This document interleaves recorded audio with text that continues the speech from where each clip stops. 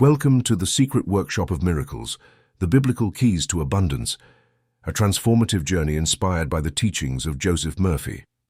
Imagine a place where the secrets of the universe are revealed, where every thought becomes a seed of power, and every word spoken in faith opens doors to unimaginable blessings.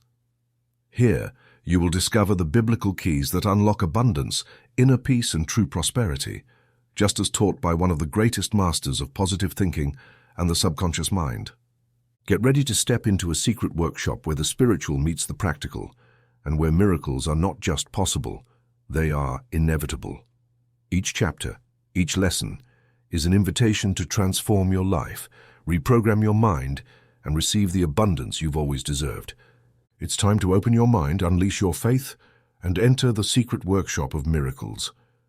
Your journey to abundance begins now.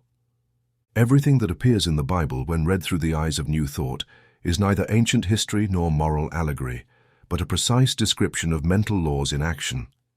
Every miracle is a dramatization of a permanent psycho-spiritual law.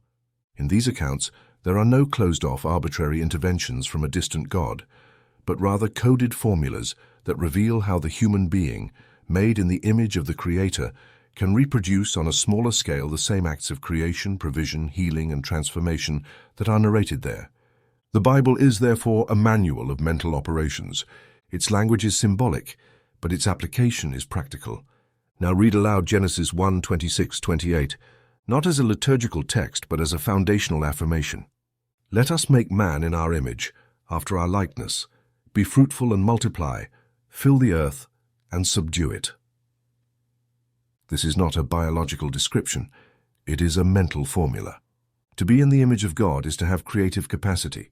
To be fruitful is to manifest ideas into deeds. To multiply is to reproduce thoughts with emotional energy. To fill the earth is to extend the fruits of the Spirit. To subdue it is to direct external conditions from the inner center. Biblical imagination is not fantasy, it is an inner laboratory. Every symbol, the bread, the fish, the wine, is not decorative but functional. Bread is provision, fish is opportunity, wine is joy. If you take these symbols with faith, that is, with conflict-free acceptance, and place them in your mind alongside an intense emotion, gratitude, joy, certainty, then the combination acts as an alchemical formula. It precipitates results, it produces evidence. Scientific prayer does not ask, it declares. It does not wait, it provokes. It does not beg, it decrees. And now do a brief exercise. Close your eyes and imagine the instant of fiat lux, the let there be light of Genesis 1:3, not as a story, but as an internal activation. Visualize total darkness. Feel the expectant energy. Then mentally say, let there be light in my mind. As you say it, imagine a spark that ignites your creative capacity. That light is your idea, your mental image, the beginning of your personal creation. This book does not ask you to believe, it invites you to apply. If you use the biblical images as formulas and activate them with imagination and emotion, you will see results. The law works and you are called to exercise it. Here begins your conscious genesis, the biblical keys to abundance, based on the teachings of Joseph Murphy. We have noticed that more than 80% of those who visit our channel are not subscribed. You can support this project by pressing the subscribe button and giving the video a like. Thank you for inspiring us to keep creating more and better content for you. Are you ready to transform your life? Chapter 1, The Invisible Mold, the 5,000, and the Law of Multiplication. Everything visible is the child of the invisible. This is an immutable law of the universe. Nothing is born in the material plane without first being conceived in the invisible laboratory of the mind. Therefore, if you want bread, you must first form the mental mold of bread. If you want money, you must first see your account overflowing. If you want peace, you must first feel it as a warmth rising from your chest. What you see in your mind with faith will become what you hold in your hands. The multiplication of the loaves and fishes was not a devotional fantasy nor a mystical trick. It was the scientific application of the law of mental multiplication. Christ, as a wise knower of universal laws, did not multiply bread. He multiplied ideas, and those ideas, charged with gratitude, faith, and visualization, condensed into physical bread. The scene is clear, a hungry multitude, an apparent scarcity, and 5 loaves and 2 fish as the only tangible provision. But Jesus did not stop at appearances. He did not say, "This is not enough." He did not ask Rome for aid nor seek help from merchants. He lifted his eyes to heaven, the symbol of the higher plane of consciousness, blessed the bread, infused it with the vibration of gratitude, and distributed it. This is the formula. Lift the idea, bless it with faith and gratitude, and give it to the world with confidence. Repeat, I lift my idea of prosperity, I bless it with gratitude, and I release it to the world so that it may multiply. Now pause for a moment. Examine what the bread represents. In the Bible, bread is always a symbol of sustenance, provision, and vital energy. In mental terms, bread is the concrete idea of what you want to achieve. Each loaf Christ broke was a prosperous idea unfolding, and the act of distributing it is nothing more than projecting that idea into the emotional field of the subconscious, where its multiplication begins. A man who came to see me in Los Angeles once said, "Doctor, I can't pay my rent this month. I've tried everything." I replied, "You have tried many external things, but you have not multiplied internally. What image do you hold in your mind? One of lack or one of rent paid?" I then taught him to visualize a mental check with the exact amount, to sign it with his name, and to place it in his imaginary wallet. He did this every night before sleeping. Within a week, a delinquent client paid him an overdue debt, and he had the exact amount. It was not magic. It was mental multiplication. The subconscious mind does not understand numbers. It understands feelings. If you think of $5,000 and feel anxiety, you are planting scarcity. If you think of $5,000 and feel gratitude, you are planting abundance. That is why, when Jesus lifted his eyes and gave thanks for 5 loaves, he was mentally planting 5 million, and he received what he had planted. It is not about how much you have, but about how you bless what you already possess. Now take a sheet of paper and draw an imaginary check. Write your name on it. Write an amount that feels fair, not an amount that challenges your reason, but one that activates your gratitude. Write today's date, sign it with your name, and now imagine breaking that check into 5 equal parts. Distribute each portion with love. Mentally say, "This check is multiplied by the law of eternal good." Keep that paper in your wallet. Every time you see it, quietly repeat, "Thank you, Father, for you have heard me." Now read Psalm 23 aloud. "The Lord is my shepherd, I shall not want." But do not recite it as one murmurs an empty formula. Declare it as someone signing a legal truth over their spiritual inheritance. Feel that "I shall not want" is not a future promise, but a present affirmation. Feel that you are already provided for. That feeling is what impresses the image into your subconscious. A merchant from Arizona told me that whenever he had to make payments without having money in hand, he would take a piece of bread, bless it silently, and say, "This represents my new provision. Just as bread feeds the body, this idea feeds my business." Then he would break the bread and eat it with gratitude. Within 48 hours, unexpected orders would arrive. He repeated this practice for years and never again experienced lack. Bread was his symbol, his point of contact, his invisible mold. Just as in the multiplication of the loaves there were 12 baskets left over, so too every fulfilled affirmation of faith leaves a residue of confidence in your mind. That residue is what some call testimony. The next time you face an apparent emptiness, remember the full baskets of the previous miracle. Remember that the mental law does not fail, because it is the law of God operating in you. If you apply it faithfully, you will reap without measure. Jesus did not doubt, did not question, did not ask how or when. He knew that the mold was complete and that the invisible was ready to take form. That is your task, to complete the mold. How do you do it? With clear images, affirmative words, sincere emotion, and confident expectation. You do not need to know the method. Your subconscious mind will bring the exact people, situations, and resources. Now close your eyes. Imagine a long table before you. On it is a basket with 5 loaves. Approach and take them in your mental hands. Feel their texture, their aroma. Now break one and say, "This is my idea of prosperity." Give half to someone you imagine in need. Do it with love.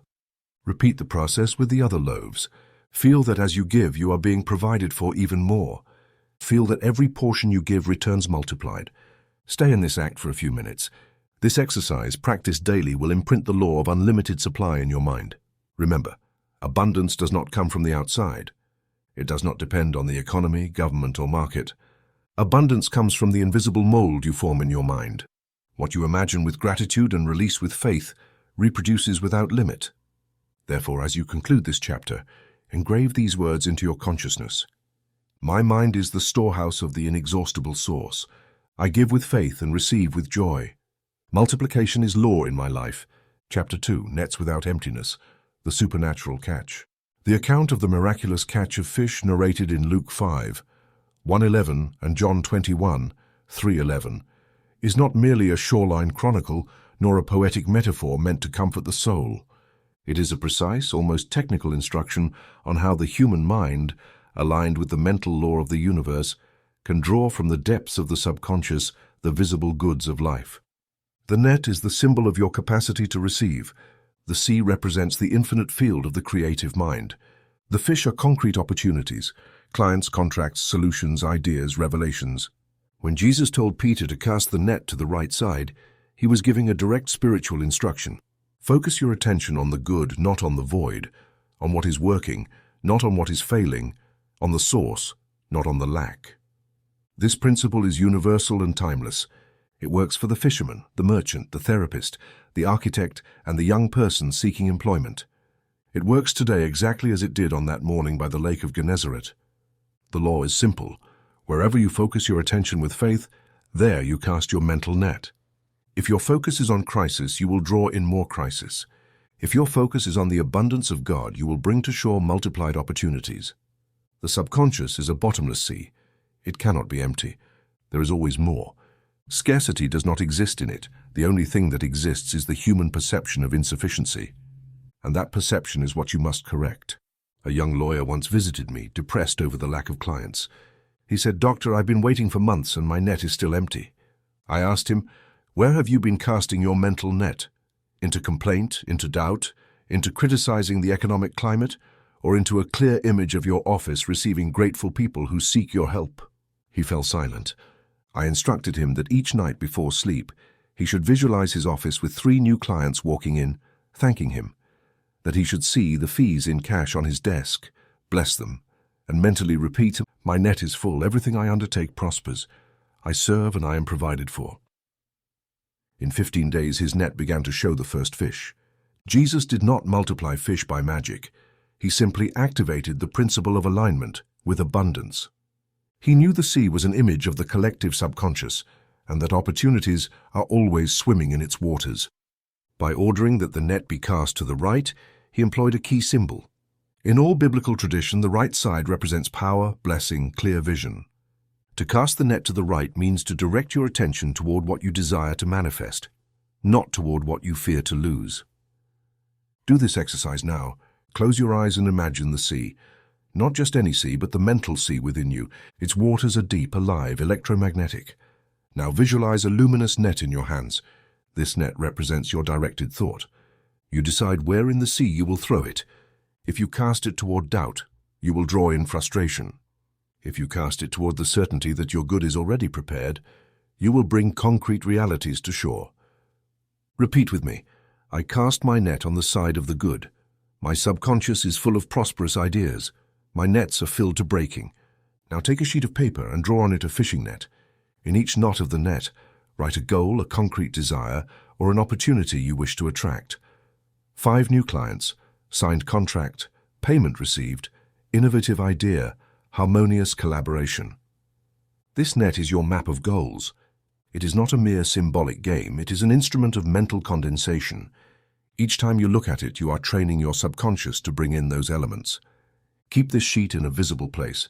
Read aloud at least once a day, Isaiah 45:3.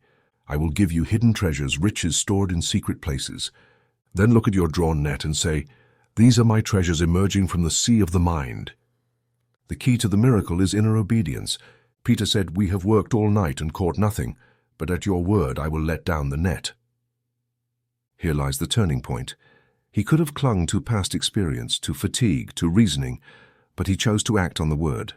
What does this word represent? The decree, the affirmation, the higher instruction that transcends limited logic. Each time you decide not to complain, not to repeat the narrative of crisis, and instead decree abundance, you are doing what Peter did. You are casting your net to the right. A businesswoman, owner of a natural product store, wrote to me from Montevideo saying, "For months I obsessed over unpaid bills and declining sales. Every day I opened the store with fear. After reading your teachings, I changed my focus. I visualized each shelf as a net, each jar as a seed attracting more clients. I repeated aloud, 'My store is a channel of health and wealth for all.' Today I have a waiting list for consultations, and my sales have tripled. The net is mental, but the fish are physical. This is the wonder of the psycho-spiritual law. What you begin to imagine clearly, you harvest in the concrete. Empty nets do not exist in the divine mind. The only thing that empties a net is sterile complaint, judgment, repeated discouragement. That is why each time you feel tempted to say, "This isn't working," remember Jesus' instruction. Cast the net to the right. Do not wait for perfect conditions and do not calculate tides or statistics. Simply align your thought with the certainty that the sea is full. Conclude this chapter with this decree: the sea of my subconscious is filled with riches. I cast my net with faith and I gather abundance. I lack nothing. Everything arrives at the right time. My nets are taut with so much good. And remember, before you sleep, return to the inner sea. Visualize your nets sinking deep into calm waters. Feel the gentle pull of the fish entering. Feel the serene joy of seeing them full. Do not analyze, do not ask how, just fall asleep with the certainty that they are already full. Chapter 3. The word that heals, the centurion and the effective word. There exists a profound, universal and immutable law. Every word spoken with spiritual authority penetrates into the very structure of matter and reorganizes it. What you decree, if it is clothed in faith and certainty, reorders atoms, activates tissues, ignites nerve impulses, and restores harmony where there was distortion. This is not a metaphor nor a pious belief. It is a functional law of mental energy.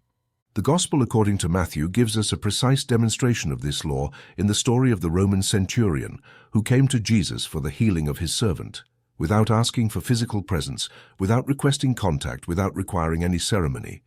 He said, "Only speak the word and my servant will be healed." Matthew 8:8. This was the most scientific and decisive act of faith in all of Scripture. It was the exact application of the law of the creative word. Your whole body responds to language. Your cells listen to your decrees. Your organs obey your spoken thoughts. The centurion knew this because he was trained in a hierarchical structure. When he gave an order, it was obeyed. And he recognized in Jesus an emissary of the universal order. That is why he did not ask for formulas, diagnoses, or protocols. He asked for the word. Speak the word. And Jesus replied, "Go, and as you have believed, so be it done to you." This phrase is vital. He did not say "as you prayed" or "as you begged," but "as you believed." The effective word requires an invisible root of absolute conviction. You can do the same.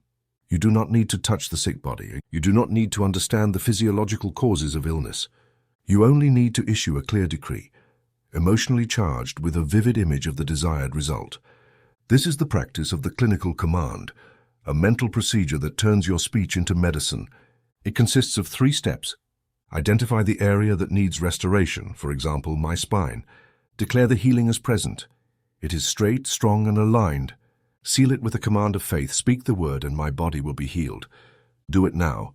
Place your right hand over the part of your body that needs restoration. Take a deep breath and say in a firm voice, without anxiety, without haste, "Speak the word, and my body will be healed." Repeat it. Each time you say it, visualize a wave of light ordering atoms, activating circuits, restoring balance. This is not suggestion. It is not placebo. It is the word operating in the quantum plane of the subconscious. Your word is directed energy. Every cell is a listener. Psalm 107:20 says, "He sent his word and healed them, and delivered them from their destruction." This is a complete formula. The word not only heals, it delivers from destruction. That is, it restores the overall order, the harmony of the whole, the systemic balance. It is not enough to remove a symptom. The word restructures the cause. Therefore, you should repeat this psalm every night in a low voice before sleeping, not as someone asking, but as someone proclaiming a law in force. Say it slowly, feeling each word enter your organs. He sent his word and healed them. If you have a specific ailment, add immediately afterward. This word enters my lungs, my heart, my kidneys, and heals them. A businessman in Boston told me he had suffered from cardiac arrhythmia for 3 years.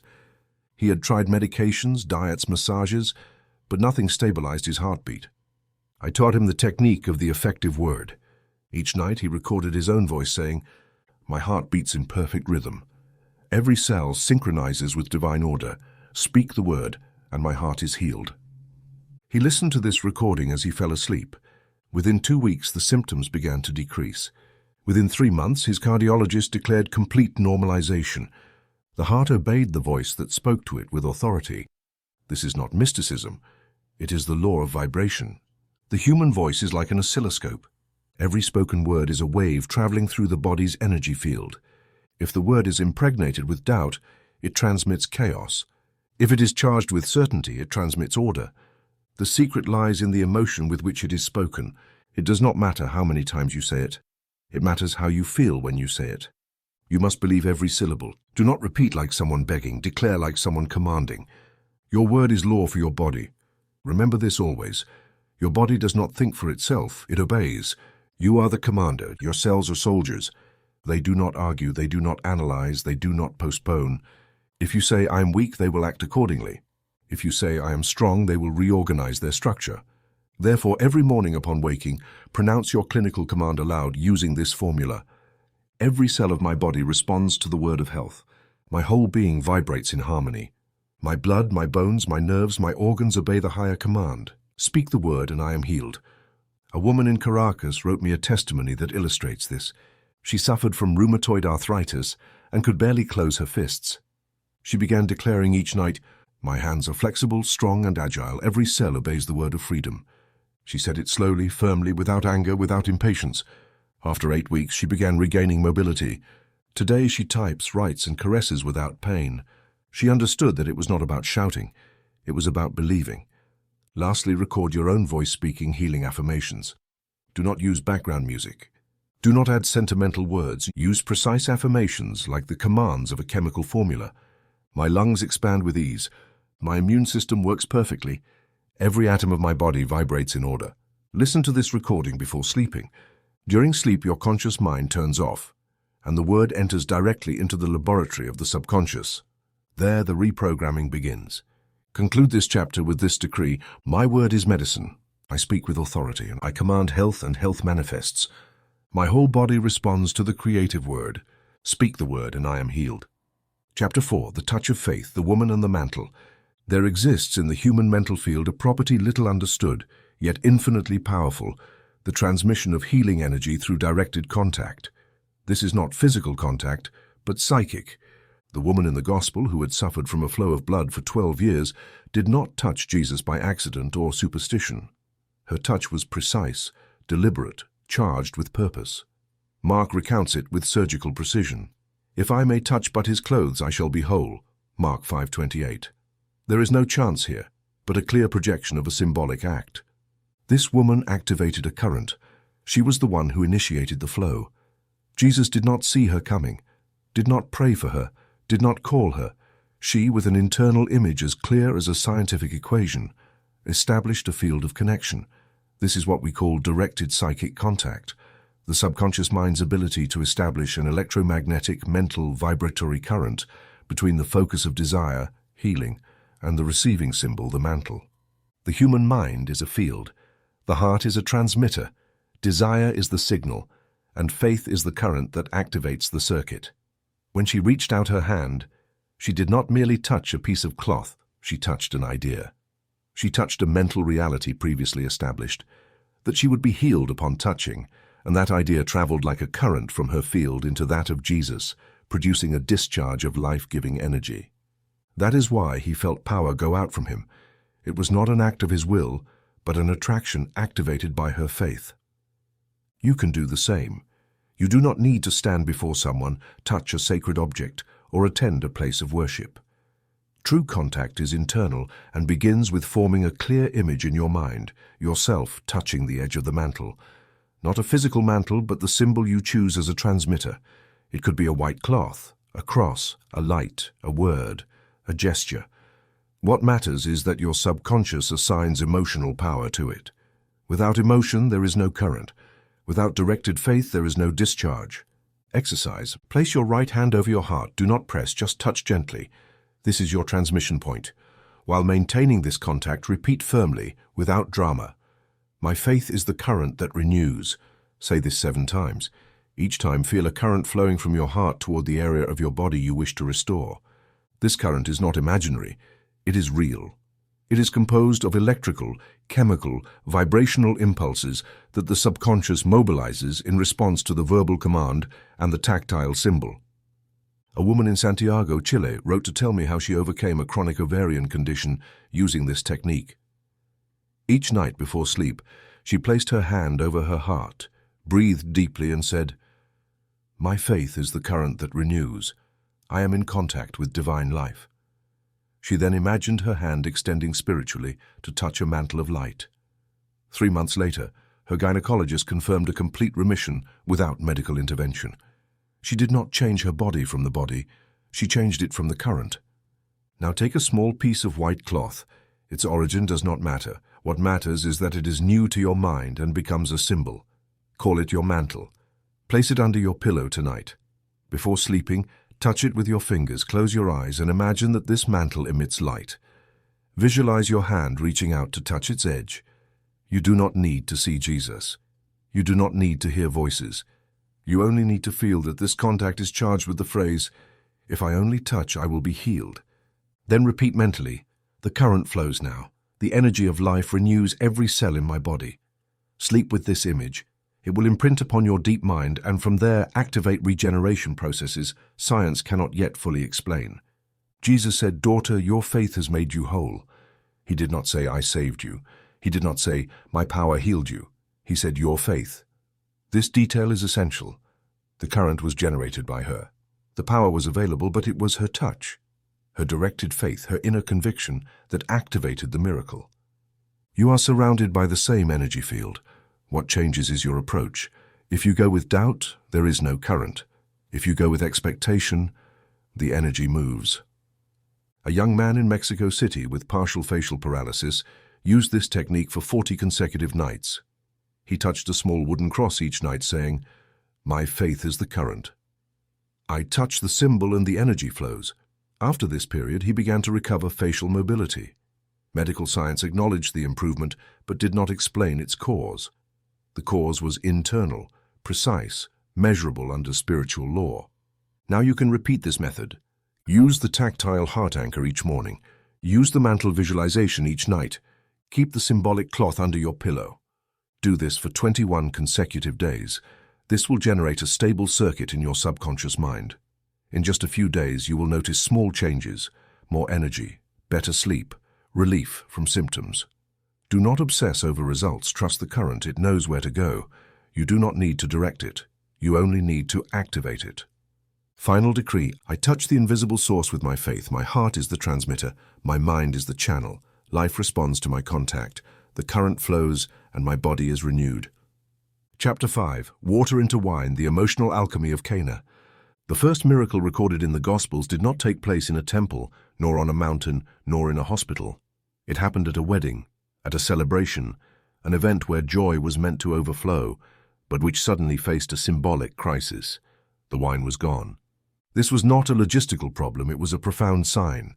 In biblical symbolism, wine represents joy, fullness, and vital enthusiasm.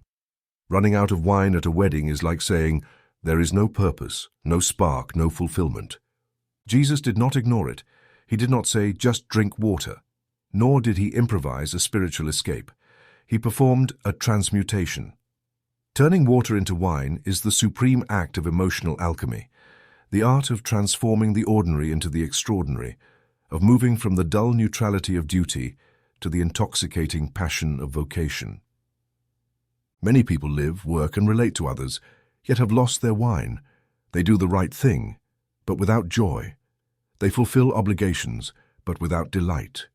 They go to work, to school, to prayer, but their vessels hold tasteless water. They repeat phrases like, "You just have to endure. It is what it is. You can't ask for more." That attitude does not create miracles. The miracle happens when you decide to turn your water into wine, when you refuse to accept routine as the norm, when you claim with spiritual authority your right to a joyful, passionate, and fulfilled life. Observe the Master's method. He did not say, "Bring me grapes." He did not request fermentation tools. He ordered the jars to be filled with water, pure water, common water, water without any apparent quality. And in that colorless, scentless vessel, he imprinted a new vibration. and they drew out wine, John 2:8. This is the power of Christ consciousness, the ability to reconfigure the energetic structure of a situation. You can do the same today. You don't need to change your partner, your job, or your country. You can take the water of your current moment, a repetitive task, a stagnant relationship, a tired body, and transmute it with the wine of rediscovered joy. How do you do it? First, understand that joy is not a spiritual luxury. It is a catalyst. The Bible affirms in Psalm 16:11, "In your presence is fullness of joy. At your right hand are pleasures forevermore." This verse does not speak of resignation, it speaks of delight. Joy is the sign that you are in contact with your source. It is the vibration that tells you your soul is receiving what it needs. When you feel joy, you need no proof. Joy is the evidence. It is the very substance of manifestation. That is why, when you deliberately cultivate a feeling of joy, you are producing wine in your mental laboratory. You are not pretending. You are activating a vibrational transmutation. Do this exercise now. Close your eyes and imagine yourself at an intimate celebration. There is a glass in your hand, made of fine crystal. It holds a deep red wine, fragrant, warm. Bring it to your mental lips. Inhale its aroma. Feel your palate awaken. Now take an imaginary sip. Feel it slide down your throat, leaving a sensation of warmth and expansion.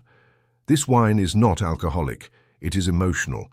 It is the essence of your purpose, the taste of knowing you are fulfilling your destiny. As you do this, repeat, "The wine of life flows in me. Every cell celebrates. My routine is transfigured into joy. This act is not a game, it is a coding process. Your subconscious responds to sensory images. If you repeat this exercise every morning, you will be instructing your energy field to create conditions of joy, happy encounters, and harmonious coincidences. Joy becomes a magnetic signal. It attracts its likeness. Joyful people draw fertile projects, constructive relationships, and resilient health. Not because the world smiles on them arbitrarily, but because they have aligned themselves with the frequency of abundance. A woman in Madrid wrote to me after years of repeating, "My job is boring." She decided to change her narrative. She began having breakfast with a symbolic glass in front of her. Instead of coffee, she filled it with water but blessed it as if it were the finest wine. She would say, "I toast to a joyful and fruitful day." At first it felt silly. Then she noticed that tasks flowed more easily, her colleagues listened more attentively, and spontaneous solutions appeared. Her water had turned into wine. You can do the same. Take a glass, its material doesn't matter, and use it as a symbol. Every time you achieve a success, no matter how small, toast to it. Fill it with water, lift it to the sky, and say, "This is the wine of my victory. I celebrate the good that is manifesting." This simple act imprints a positive association in your mind. Success equals sign celebration, equals sign joy, equals sign more success. The subconscious loves rituals. It is programmed through emotional repetition. It doesn't need arguments, it needs lived symbols. Jesus did not need to explain how the transmutation occurred. He did not offer a chemistry lesson, he simply gave the order. This shows that the miracle does not require explanation, but disposition. You do not need to understand how your joy generates prosperity, how your gratitude attracts better results, or how your gladness modifies your immune system. You only need to practice it. Understanding will come later, as a result of experience. Conclude this chapter with this decree. The wine of life flows in me. My joy is the catalyst of abundance. Where there was once routine, now there is celebration. My soul is intoxicated with purpose. I turn water into wine. Chapter 6. Walking on the Unshakable, Mastery over Fear. There are moments when the soul finds itself surrounded by the waves of circumstance. Bills pile up, illness appears, relationships grow tense, a project stalls. And in the midst of this emotional whirlwind, the mind begins to sink. Not because of the true magnitude of events, but because of the loss of focus. The Gospel episode in which Jesus walks on the water, Matthew 14:22-33, is not a tale of spiritual acrobatics, but a practical instruction on how to remain steady over the ever-changing conditions of life. Walking on water means standing firm upon the unstable without sinking. It is choosing a direction when everything seems fluid, variable, and threatening. It is mastering fear, not through denial, but through attention. Peter here represents human consciousness, at first trusting, then doubting. He takes a step, then gets distracted by the wind. He sees Jesus, then he sees the waves. This is the fundamental oscillation of every mind. Do I focus on the goal or on the obstacle? Do I look at the idea or do I look at the symptom? Do I walk by faith or do I sink through overanalysis? The text says, "But when he saw the strong wind, he was afraid, and beginning to sink, he cried out, 'Lord, save me.'" Matthew 14:30. The problem was not the wind. It was the shift in focus. While his eyes were fixed on Jesus, symbol of the divine idea, the clear goal, the higher consciousness, Peter stood firm. But when he turned his attention to the wind, the symbol of the environment, other people's opinions, acquired fears, he began to sink. You do the same every day. You start a project with enthusiasm, but if someone criticizes you, you stop. You begin a diet, but if you don't see quick results, you quit. You start declaring abundance, but when you look at your bank account, you give up. You look at Christ, then at the waves, and you sink. Not as punishment, but by mental law. Attention is the energy that sustains your experience.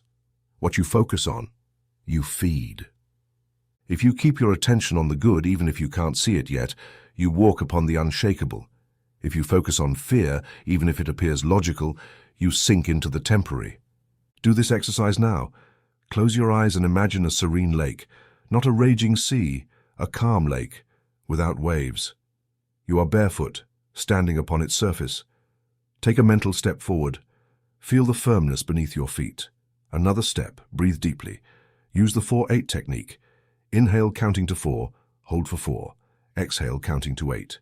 As you exhale, imagine fear leaving your mouth as grey smoke. Mentally say, "I walk upon the unshakable. My mind fixed on the goal sustains me. Nothing external can sink me." This visualization repeated daily carves a mental groove.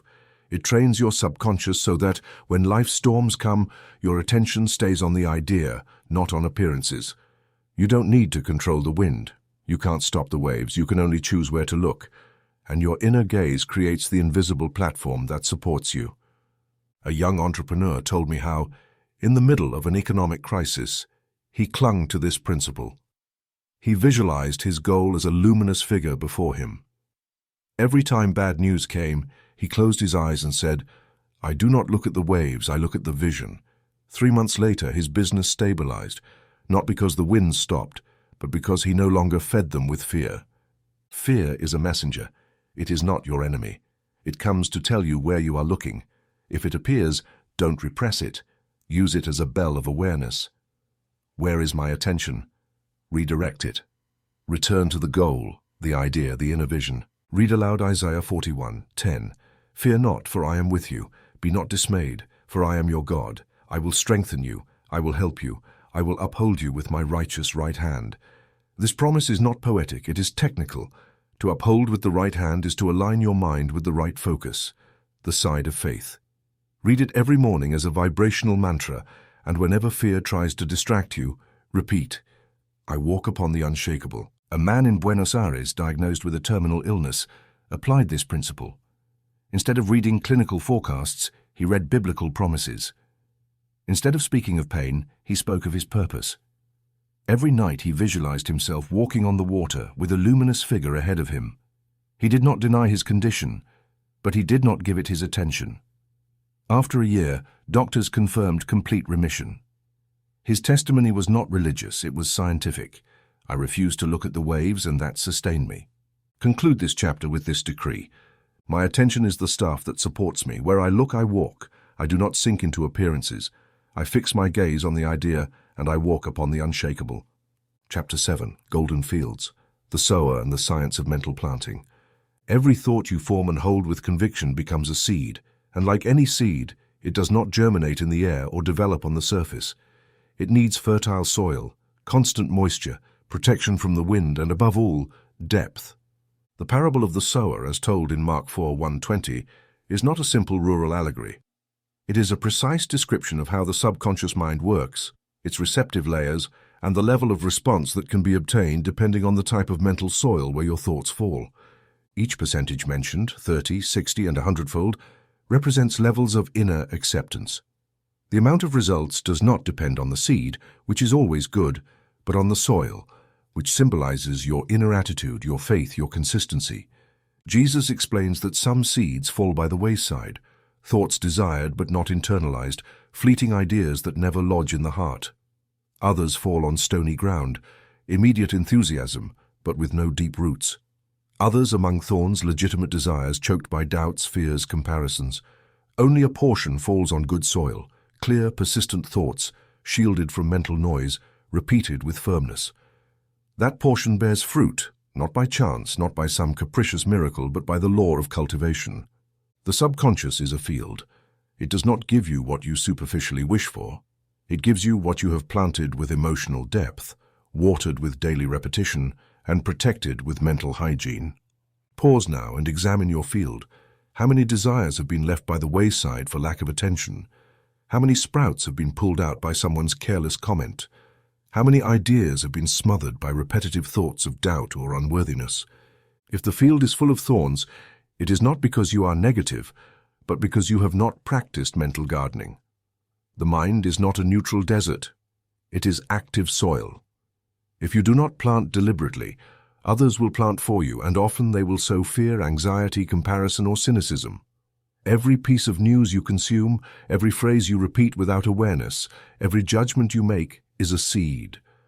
This is why you must practice daily mental hygiene. Every night before sleeping, review your field. Ask yourself, what thoughts did I plant today? What emotions watered my desires? What voices did I allow to speak within me? Then perform the planting ritual. Lie down comfortably, close your eyes and visualize a luminous seed in your right hand. This seed represents a specific desire, a signed contract, a favorable medical result. Harmony with my child, a payment received, a book completed. Do not generalize, be specific. Now visualize that seed sinking into the soil of your mind. Feel it descend, settle, and begin to vibrate. As you do, repeat mentally, this seed is good, this soil is fertile, this idea bears fruit in peace. This act is not symbolic, it is technical. Every night you do this, you are training your subconscious to accept the desire as a command, not as a hypothesis. You are deepening the imprint. You are cultivating a field of response. You do not need to analyze how it will germinate. That is the task of the subconscious. Your only job is to plant, water, and protect. Germination is automatic when the field is clear. But if every day you dig up the seed with doubts like, will this be possible? What if it doesn't work? What if I'm wrong? Then you are sabotaging the crop. This is where thorn removal comes in. Every time you notice a thought of doubt, do not suppress it, but do not justify it either. Simply say, this is a thorn. I don't want it in my field. Then replace it with a constructive affirmation. My mind accepts this idea as truth. Every legitimate desire finds its way. My subconscious is an expanding garden. Do this several times a day. Do not wait for doubts to grow. Pull them out while they are still small thoughts. This is the key of the wise sower. Now take a notebook and call it your germination journal. Every time you notice a small sign of your desire manifesting, a call, a coincidence, an improvement in your mood, write it down with the date. It does not matter if it seems irrelevant. The subconscious needs to see results to reinforce the pattern. By recording these sprouts, you are signaling that the seed is already alive. This journal will become, over time, visible proof of the invisible process. And every morning read aloud Ecclesiastes 11:6. In the morning sow your seed, and at evening let your hands not be idle, for you do not know which will succeed, whether this or that, or whether both will do equally well. This verse is not rhetoric, it is a formula for perseverance. Sow in the morning, declare your goals upon waking, and do not rest in the afternoon. Keep your focus during the day. Faith is not a single act, it is a continuity. A man in Lima shared with me how he applied this to escape a critical financial situation.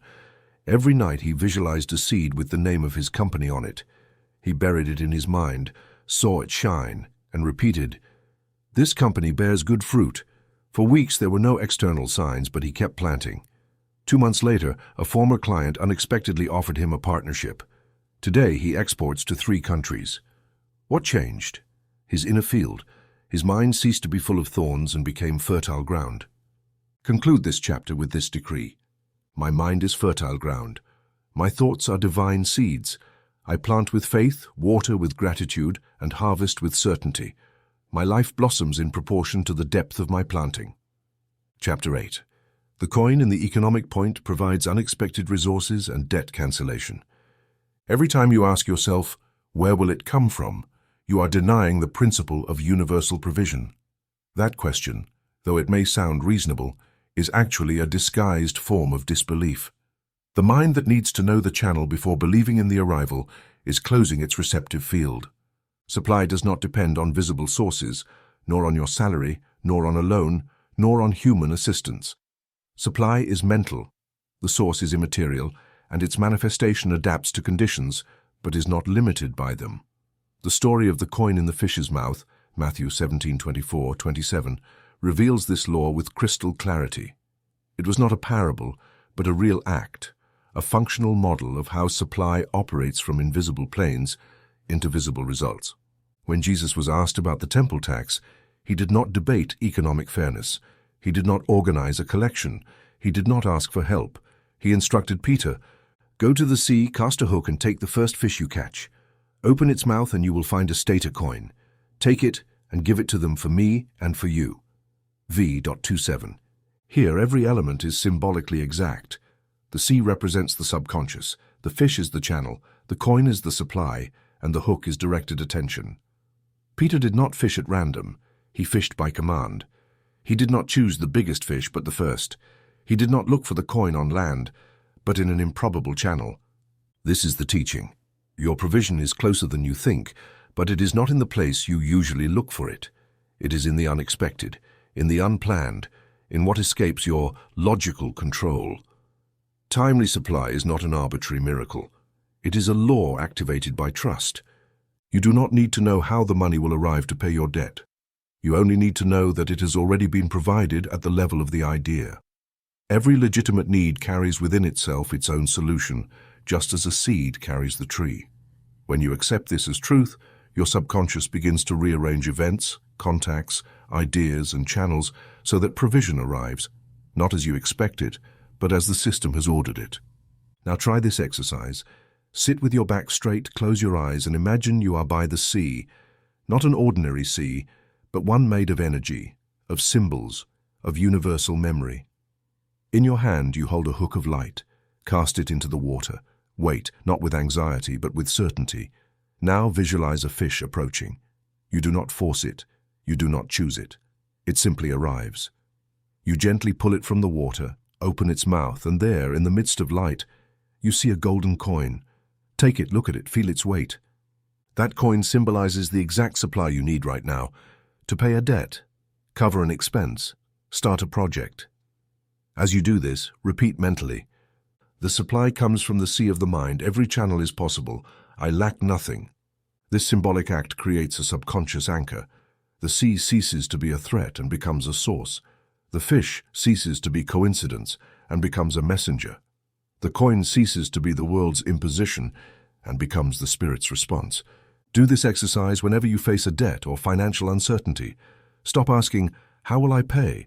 and instead ask, "Which fish must I catch today?" Then act. Call, write, offer, decree. Desire becomes action with faith. Now paste a golden coin, real or symbolic, on the cover of your goal notebook, not as decoration, but as a sign. Every time you open it, remember, the supply is already prepared. My job is not to generate it, but to find it. Each day a fish brings me what I need. This phrase activates functional trust. It is not magic. It is mental order. A businesswoman in Medellin told me she had to pay an impossible bank installment in 3 days. She applied this technique, visualized the sea, and repeated for 3 nights. The supply comes from the sea of the mind. On the 2nd day, she received a consulting offer from a client she had not heard from in 6 years. The amount was exact, no surplus, no shortfall. She called it the fish coin. She did not explain it. She gave thanks. Remember, the subconscious does not ask, "Is it logical?" It asks, "Is it clear?" If you give it a precise image, a coin in the fish's mouth, the act of paying with ease, the feeling of sufficiency, then it works with that image as a formula. It does not resist, it does not delay. It only needs a mind that believes more in the supply than in the symptom. Whenever you feel worry arise, repeat aloud Isaiah 45:3. I will give you the treasures of darkness and hidden riches of secret places, so that you may know that I am the Lord who calls you by your name. This is not poetry, it is code. Conclude this chapter with this decree: my mind is aligned with the source. Supply flows through unexpected channels. Each day I catch what I need. No debt rules me. My coin is on its way. Chapter 9. The Hidden Treasure. Discovering Inner Capital. One of the most persistent errors in the modern mind is believing that true wealth comes from the outside. We have been conditioned to seek outwardly what, by divine design, already dwells within us. The parable of the hidden treasure in the field, Matthew 13:44, reveals this truth with absolute precision. Again, the kingdom of heaven is like treasure hidden in a field, which a man found and hid again. And from joy over it he goes and sells all that he has and buys that field. There is no theological mystery here, no confusing metaphor. What we have is a technical description of how inner capital is discovered, protected, and invested. That set of talents, passions, abilities, and knowledge the soul has accumulated, which, when recognized, can become a legitimate source of sustenance and expansion. The treasure was not in plain sight. It was buried, and not in someone else's land, but in the man's own field. This is the first principle. Your true capital is within you. It is not in the market. It is not in external opportunities. It is in that mental, emotional space where your gifts, often ignored or underestimated, await discovery.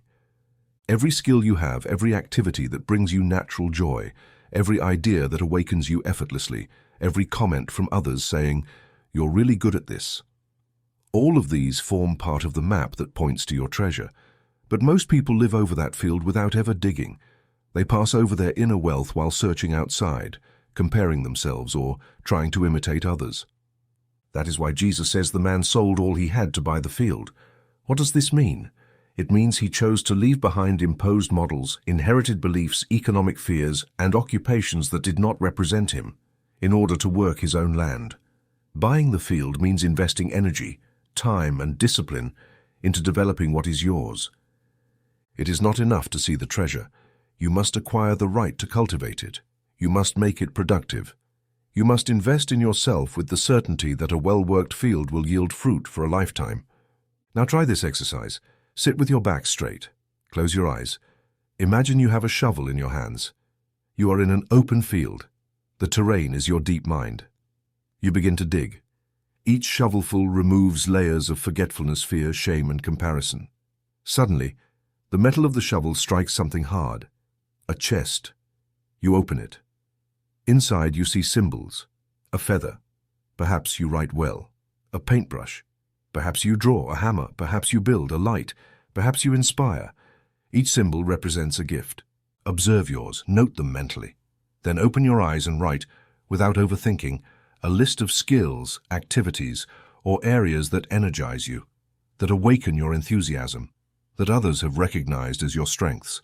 Don't analyze, write as if it were automatic writing. This exercise reveals clues. The subconscious responds when it is allowed to speak without censorship.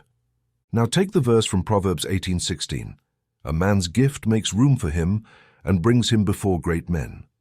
Read it aloud 3 times, not as a mystical promise, but as a psycho-spiritual formula. Your gift is your calling card to the world. When you cultivate it, it becomes your tool for progress. You do not need degrees or external validations if you develop your talent with excellence. A gift is magnetic. It attracts opportunities, generates relationships, and produces income. There is no scarcity for the one who multiplies their treasure. A woman in Bogotá told me that after losing her administrative job, she realized she had always had a natural ability to organize spaces. With no capital, she began offering closet organization services. 6 months later, she had a waiting list. The gift had been within her. It only needed to be recognized, excavated, and invested in. She sold her field of job security to buy her inner field. Today, she lives from her treasure. Now make your own talent map. Take a sheet of paper and draw a field divided into plots. In each plot, write down a skill, a passion, or a transformative experience. Then choose one to work on this month. Not all, and just one. Research, train, practice, share. Coin by coin, that treasure becomes sustenance.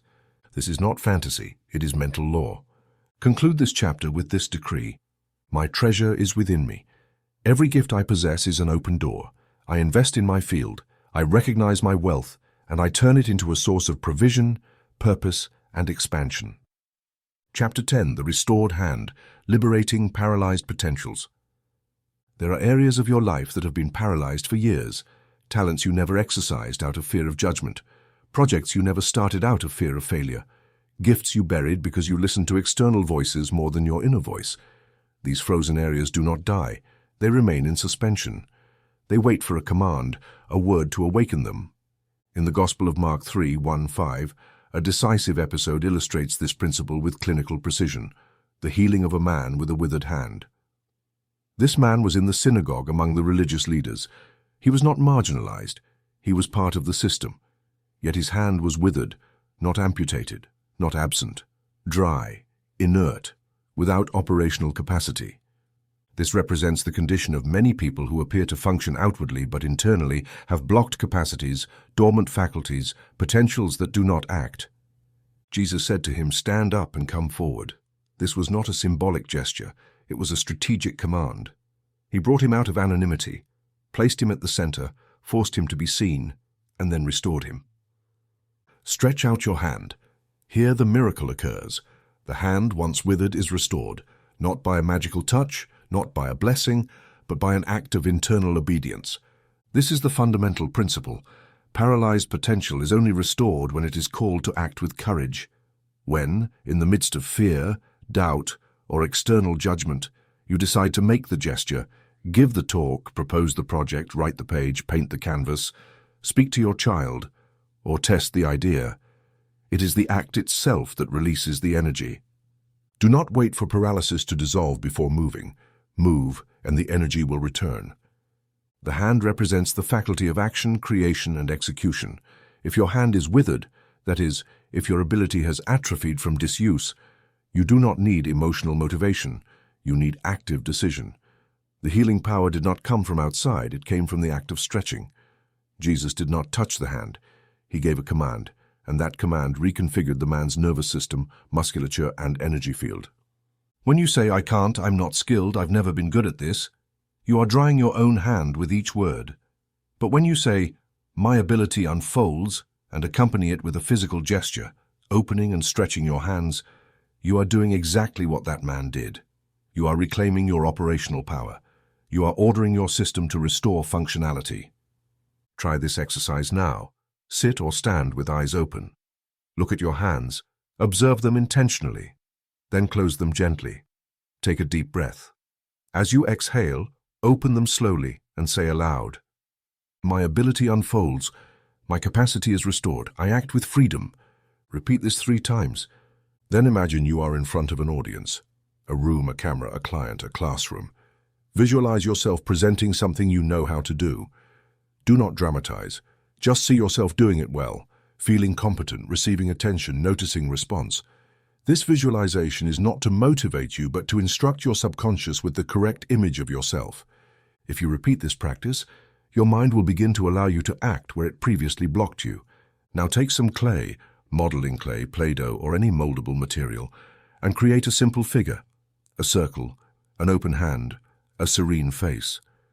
This is not about art. It is about reactivation. Your hands are extensions of your brain. By shaping, you are activating dormant neural pathways. Leave the figure on your desk or workspace. Every time you see it, remember, I restore what was paralyzed. I release what was atrophied. I act. A man in Seville told me that after 10 years without painting, he decided to follow this teaching. Every morning he opened his hands and said, "My ability unfolds," and made a single line of color. Nothing more. After a month, the impulse returned. Today he exhibits in local fairs, not from inspiration but from active obedience. What was dry came alive because it was called. Your gift is not dead. It is waiting for you to put it in the center, to bring it out of the corner of forgetfulness, to declare it with authority, to execute it even if it is not perfect. Healing is not emotional, it is practical. It is movement. It is intention applied. Conclude this chapter with this decree. My capacity is not lost. It is on pause, waiting for my action. I extend my ability.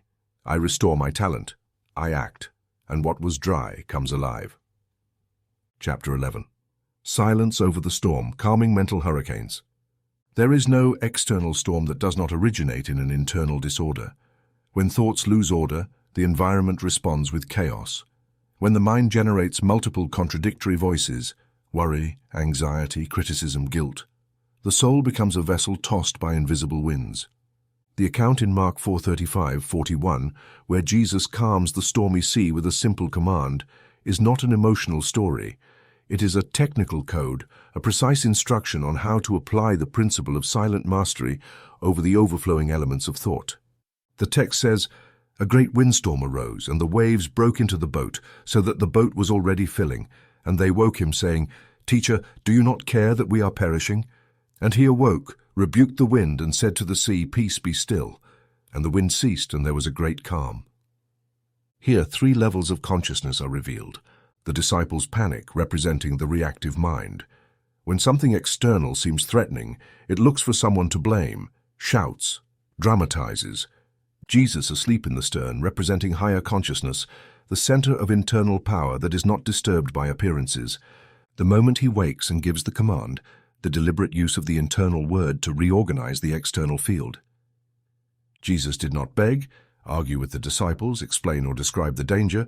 He simply said, "Peace, be still."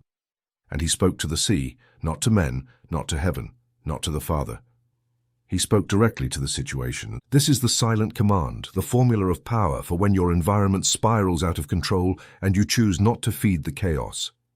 The sea represents your deep emotional field. When it is agitated, your entire system feels it. The waves are repetitive thoughts, assumptions, negative images. The wind is other people's words, external pressures, news. If you do not take internal authority, the boat of your consciousness fills with water. But you are not the boat. You are the voice that can command the sea. The word does not need to shout, repeat, or be understood by others. It is enough that you speak it with internal clarity. Peace. Be still. This command, spoken quietly or only in the mind, cuts the chaotic sequence. It is like flipping the switch on a runaway machine. You do not need to know how to stop negative thinking. You just need to order it to cease. Try this exercise now. Close your eyes. Visualize a storm. Heavy rain, thunder, high waves. You are in a boat. Hear the roar.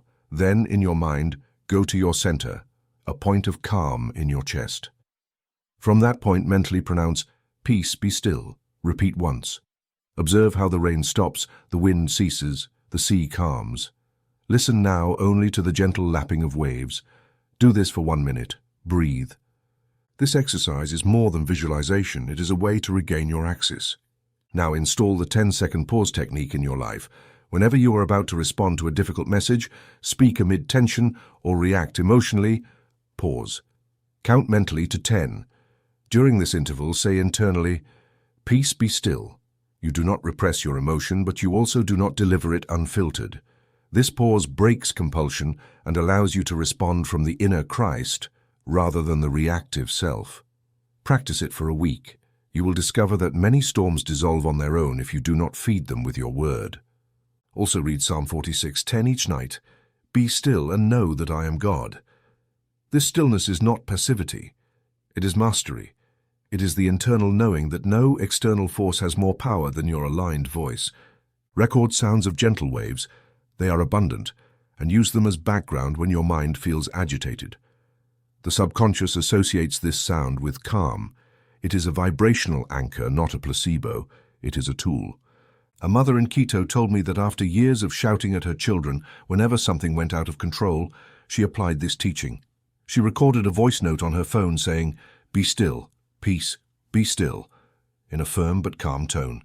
Every time she felt herself about to explode, she listened to it before responding. Within weeks, her tone changed. So did her children, because by calming her internal sea, the environment adjusted. You do not have to control the world. You only need to exercise authority over your internal atmosphere. Every repeating disturbing thought, every family argument, every cycle of anxiety can be interrupted with a single command if that command comes from the center. Peace, be still, not as a plea, but as law. Conclude this chapter with this decree. I master the atmosphere of my mind. My word commands peace. When chaos arises, I do not describe it. I silence it. I am a voice of calm. I calm my sea. Chapter 12. Everyday resurrection, raising what seems dead. There are situations the world considers irretrievable. Businesses that closed unsuccessfully, relationships that broke with no apparent return, callings that were ignored until they seemed buried. Yet none of these circumstances constitutes an ending. Everything that has existed on the mental plane, an idea, an aspiration, a vision, can be reactivated, elevated, restored. The story of Lazarus's resurrection in John 11 is not a tale meant to astonish, but an instruction meant to activate. It is not about someone else's miracle. It is a universal law precisely dramatized. Having said this, Jesus cried with a loud voice, "Lazarus, come out!" And the one who had died came out. John 11:43, 44. Every legitimate desire you have ever had that now seems dead is actually asleep, covered by the stone of resignation, wrapped in bandages of fear, judgment, failure, or discouragement. But it is still there, whole, waiting for someone to call it by name. The key of the story is not in the death, but in the call. Jesus did not say, "Someone come out." He did not say, "Anything living, come forth." He said, "Lazarus, come out." The name is essential. It identifies the purpose, and the command is direct. It is not a plea, not a lament. It is a decree of mental authority. The inner Christ you possess, that spiritual principle residing in you, has the power to call to life what seemed finished. But it does not act automatically. It acts when you give a clear instruction. Now analyze your own life. What project did you abandon? What relationship did you consider dead? What talent did you let wither for lack of time or support? What desire did you file under impossible? That is your Lazarus. And if you have reached this point, it is no coincidence. This chapter is your call, not to stare at the tomb, not to mourn the loss, but to cry internally with authority, "Come out." This cry is not emotional, it is vibrational. It is a mental command that awakens a dormant circuit, activating memories, energies, opportunities. Try this exercise now. Close your eyes. Visualize a tomb sealed with a large stone. Inside lies something you consider dead, a business, a passion, a goal. Feel your certainty. Take a deep breath and firmly say, "Come out." Visualize the stone moving. The inside of the tomb lights up. What was still begins to move. What seemed lost responds. What was wrapped in bandages begins to walk. You do not need details. Just feel the movement. Then open your eyes and say, "I am the resurrection and the life of my purpose." Repeat this every morning before starting your tasks, not to create something new, but to awaken what was already sown. Use a white ribbon as a symbol. Tie it around your right wrist. This ribbon represents your Lazarus. Do not wear it as decoration. Use it as a sign. Each time you see it, repeat internally, "What seemed dead lives in me, I call it by name." And when you see a tangible sign, a call, an idea, a coincidence that indicates the process has been activated, untie it and say, "It has manifested." This is not superstition, it is subconscious instruction. The physical gesture anchors the internal command. A therapist in Rosario told me that after years of closing her practice due to lack of patience, she began repeating this formula. She identified her passion for guidance, named it "my therapeutic vocation," called it each morning, visualized her room filled with clients. By the third month, without investing in advertising, she began receiving messages from former acquaintances requesting sessions. She did not create anything new, she only revived what she already had. What she did was move the stone of "it can't be done." Your life has multiple layers. Some are visible, others buried under years of habits, omissions, and scarcity thinking. But it does not matter how many days your Lazarus has been in the tomb. Jesus waited 4, and still he shouted, "Come out!" Because time does not kill purpose, it only hides it, and you can unearth it with the right word. Conclude this chapter and this book with this final decree. Everything I have sown with love, even if it seems dead, responds to my call. I am the voice that restores. I am the power that revives. I am the resurrection and the life of my purpose.